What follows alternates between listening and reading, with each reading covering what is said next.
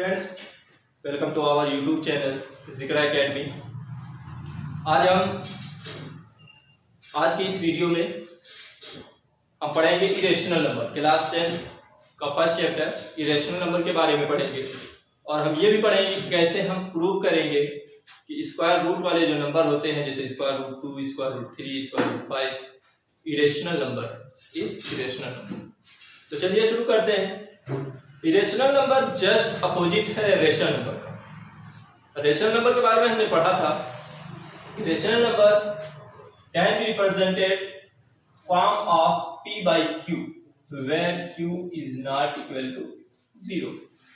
Rational number हम उसे कहते थे जो p by q के फॉर्म में हो, लेकिन q is not equal to 0 and p and q are integers। Just इसका उल्टा इरेशनल नंबर हम उसे कहेंगे जो p by q के फॉर्म में रिप्रेजेंट ना किया जा सके, उसी को हम इरेशनल नंबर कहेंगे। तो चलिए हम एक एग्जांपल लेते हैं और प्रूव करते हैं कि रूट 5 कैसे इरेशनल नंबर है। तो हम प्रूव करेंगे, prove that square root 5 is irrational. प्रूव करिए कि रूट 5 जो है वो इरेशनल है। तो सर चलिए हम सबसे पहले मान लेते हैं, let us assume root 5 is rational number. हम ये मान लेते हैं कि रूट 5 जो है वो रेशनल नंबर है। अगर रूट 5 रेशनल नंबर है तो रूट 5 को हम p by q के फॉर्म में भी लिख सकते हैं, यानी root 5 is equal to a by b, a upon b, where a and b are co-prime integer।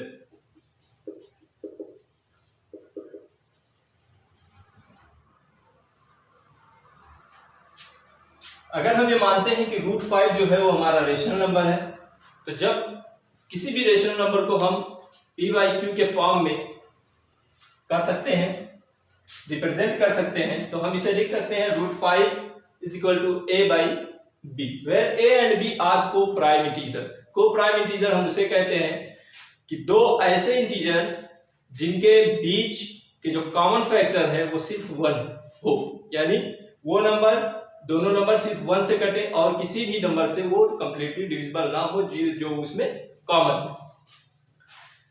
तो अब हम क्या करेंगे, आगे स्क्वायरिंग बोथ साइड कर देंगे।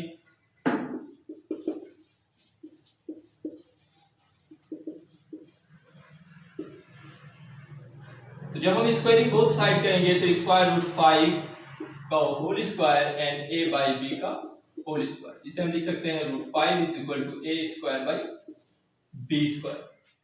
तो हम b square is equal to क्या लिख सकते हैं, a स्क्वायर बाई 5। तो हमें यहाँ क्या दिख रहा है कि a square is divisible by 5। इसका मतलब क्या है, a स्क्वायर बाई 5 का मतलब ये है कि a स्क्वायर जो है वो 5 से डिविजिबल है, यानी यहाँ हम लिख सकते हैं a square is divisible by 5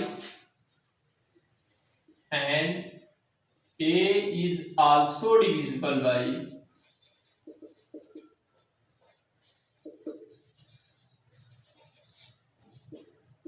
अगर किसी भी नंबर का स्क्वायर किसी भी नंबर से डिविजिबल है तो वो नंबर भी उस नंबर से डिविजिबल होगा, यानी a स्क्वायर अगर डिविजिबल है 5 से तो a स्क्वायर, तो a भी डिविजिबल होगा 5 से। अब हम आगे मान लेते हैं, let a is equal to 5, यानी a क्या है, अगर a 5 से डिविजिबल है तो a 5 का मल्टीपल भी होगा, यानी a जो होगा वो 5 का मल्टीपल होगा कोई ना कोई। जैसे अगर a मान लीजिए 15 है तो 15 5 से डिविजिबल होगा और 15 5 का मल्टीपल भी है। तो a इज इक्वल टू हम मान लेते हैं 5 के, तो a square is equal to क्या हो जाएगा, 5k का स्क्वायर। और हमने यहाँ क्या देखा, a square is equal to हमारा हो जाएगा ए स्क्वायर की जगह पे हम अगर 5 के स्क्वायर लिख दें तो b square is equal to हम लिख सकते हैं कि 5 के स्क्वायर बाई 5, यानी for b square is equal to 25 के बाई 5। 5 से 5 25 कैंसिल होगा तो 5 आएगा, यानी b square is equal to 5। तो यहां हमको क्या लिखा कि बी स्क्वायर जो है वो 5 का मल्टीपल है। बी स्क्वायर जो है वो 5 का मल्टीपल है। जब वो मल्टीपल है तो इसका मतलब 5 इसको डिविजिबल भी करेगा, यानी हम यहाँ ये भी लिख सकते हैं कि k is equal to b square by 5। So हम ये लिख सकते हैं कि b square is divisible by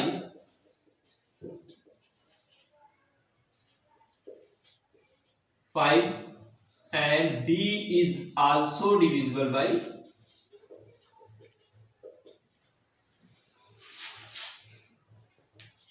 5।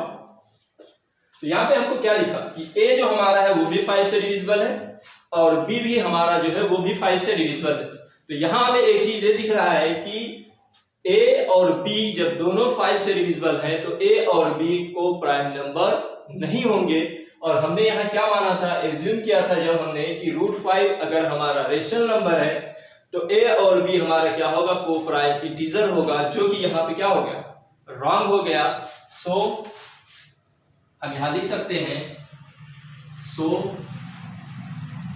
This assumption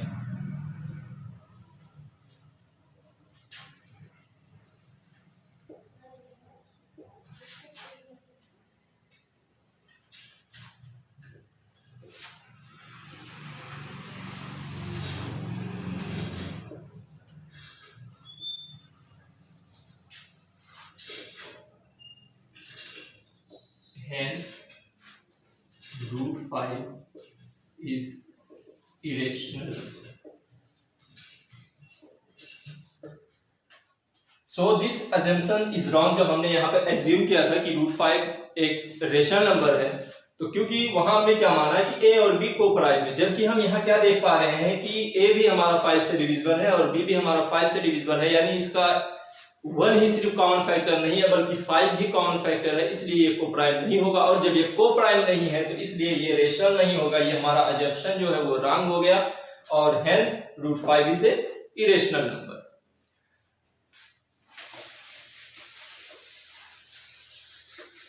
तो हमारा नेक्स्ट क्वेश्चन है, प्रूव दैट 3 + 2√5 इज इरेशनल। तो चलिए शुरू करते हैं। दो लाइन तो हमारी एकदम यूनिवर्सल कॉमन हम उसे कह सकते हैं। सबसे पहला, लेट अस assume that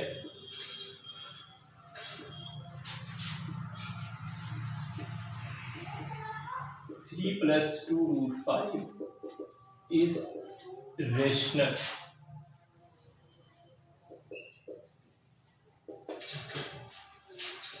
जब ये रेशनल हम इसे मान लेंगे तो जब रेशनल है तो इसे हम p/q के फॉर्म में भी लिख सकते हैं, यानी a/b।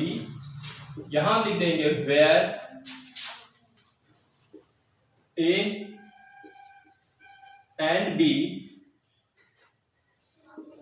Are coprime integer.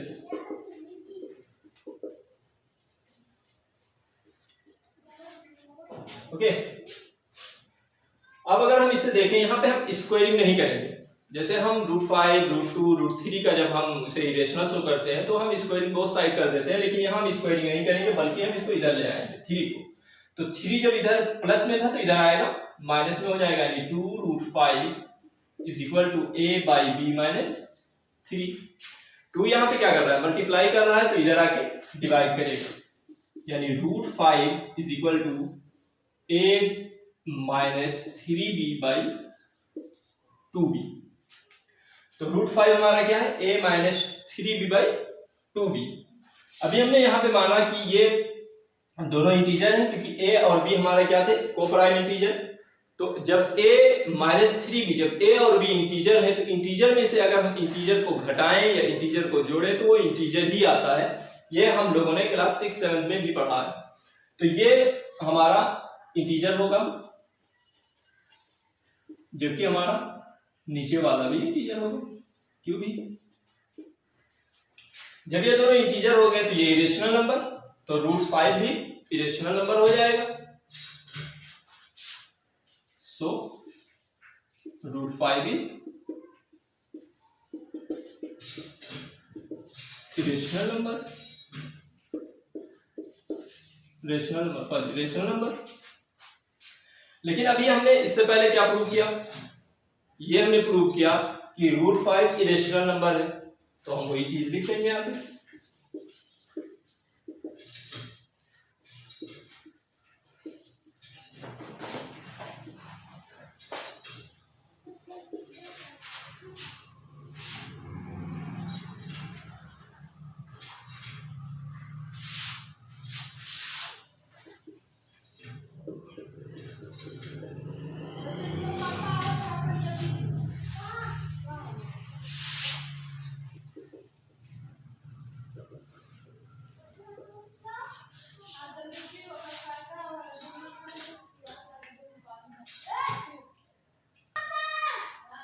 So √5 is rational number. लेकिन हमने अभी क्या देखा कि √5 क्या था, इरेशनल नंबर था, but this contradict the fact that √5 is irrational. So 3 + 2√5 is irrational. अगर आपके बोर्ड में ये क्वेश्चन 2 मार्क्स के आते हैं तो आप ऐसे ही सॉल्व कर देंगे, लेकिन आपका अगर 4 मार्क्स का आता है तो उसे हम क्या करेंगे कि जैसे हमने पहले वाले वीडियो में √5 को इरेशनल शो किया था, तो इसके बाद हम √5 को इरेशनल डायरेक्टली ये नहीं लिखेंगे कि but this contradict the fact that √5 is irrational, इसको नहीं लिखेंगे, बल्कि हम √5 को भी इरेशनल शो करेंगे। शो करने के बाद उसके बाद हम इसको दिखाएंगे कि 3 + 2√5 इज इरेशनल। तो चलिए अब बढ़ते हैं आगे नेक्स्ट क्वेश्चन। अब हमारा अगला टॉपिक होगा rational numbers and their decimal expansion.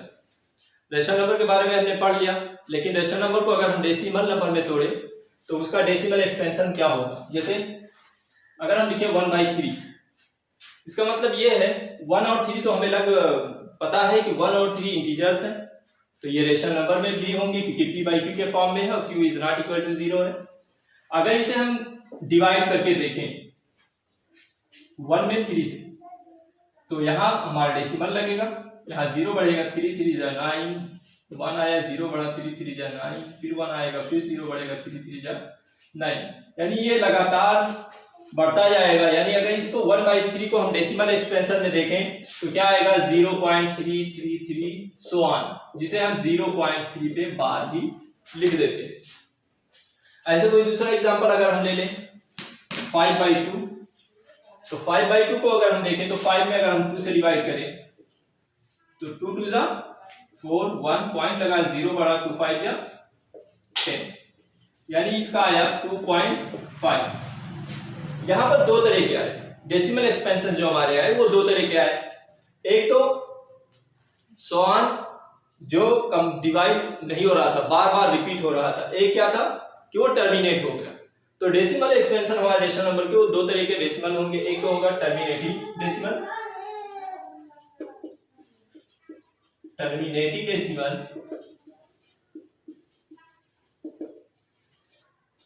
और दूसरा होगा नॉन टर्मिनेटिंग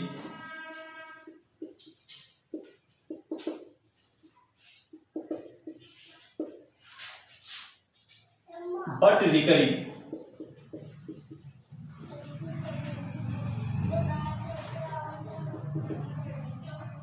या हम कहते हैं नॉन टर्मिनेटिंग रिपीटिंग डेसिमल भी कह देते हैं इसे। टर्मिनेटिंग डेसिमल ऐसा रेशनल नंबर जिसे अगर हम डेसिमल एक्सपेंशन में तोड़े तो वो कंप्लीटली डिविजिबल हो जाए, यानी डेसिमल में आए लेकिन वो टर्मिनेट हो जाए, पूरा पूरा कट जाए। Non terminating but recurring decimal या रिपीटिंग डेसिमल हम उसे कहेंगे, जैसे 1/3 को हमने दिखाया कि 0.33 सो ऑन आता जा रहा था, वो बार बार 3 आता जा रहा था, वो कट नहीं रहा था, वो रिपीट कर रहा है 3 बार बार, तो वो हमारा होगा non terminating but recurring decimal. अब हम पहचानेंगे कैसे, जैसे डेसिमल अगर आपका लिखा हुआ है, रेशनल नंबर लिखा हुआ है, अगर उसे हमें देखना है कि ये टर्मिनेटिंग डेसिमल है या नॉन टर्मिनेटिंग रिकरिंग डेसिमल है, तो उसके पहचानने का जो तरीका है, अगर हमारा Q u is equal to अगर 2 पे पावर m इंटू 5 पे पावर m, यानी 2 के पावर और 5 के पावर के प्रोडक्ट में अगर आपका q है तो आपका जो डेसिमल एक्सपेंशन होगा वो टर्मिनेटिंग होगा, और अगर नहीं है तो वो नॉन टर्मिनेटिंग होगा। जैसे एक हम एग्जांपल लेके देख लेते हैं।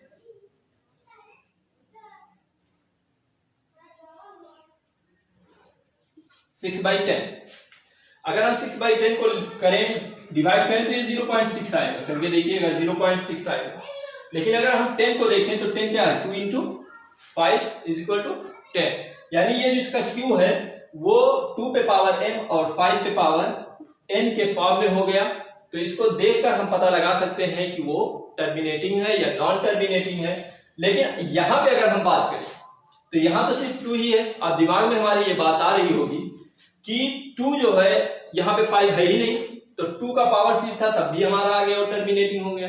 तो हम इसे क्या लिख सकते हैं, 2 को लिख सकते हैं 2 पे पावर 1 इंटू 5 पे पावर 0, और किसी भी नंबर पर अगर पावर 0 है तो उसका मतलब 1 होता है। तो 5 पे पावर 0 का मतलब क्या होगा 1, 2 पे पावर 1 का मतलब 2, और 5 पे पावर 0 का मतलब 1, और मल्टीप्लाई किया हमारा क्या आ गया 2 आ गया। तो 2 अगर है तो उसको हम 2 इंटू 5 पे पावर 0 भी लिख सकते हैं, या 4 है तो 2 इंटू 2 यानी 2 का स्क्वायर इंटू 5 पे पावर 0 लिख देंगे, वही हमारा क्या हो जाएगा। उससे हम पता लगा सकते हैं कि ये टर्मिनेटिंग है या नॉन टर्मिनेटिंग है। ऐसे ही हमारे क्वेश्चन होंगे चैप्टर 1.4 में, एक्सरसाइज 1.4 में, कि आपको बगैर विथआउट डिवीजन डिवाइड किए आपको ये बताना होगा कि ये टर्मिनेटिंग है या नॉन टर्मिनेटिंग रिपीटिंग है। तो आप इस फार्मूले से आप लगा सकते हैं। आगे आपके क्वेश्चन एनसीईआरटी बुक का एक्सरसाइज 1.4। तो अब इसी के साथ हम इस टॉपिक को खत्म, और ये हमारा चैप्टर भी खत्म हो चुका है रियल नंबर। अब हम मिलेंगे अगले वीडियो में नए चैप्टर, अगले चैप्टर के साथ। तब तक के लिए आप लोग अपने घरों में रहिए, पढ़ाई करिए, बिला वजह घर से बाहर न निकलिए। शुक्रिया।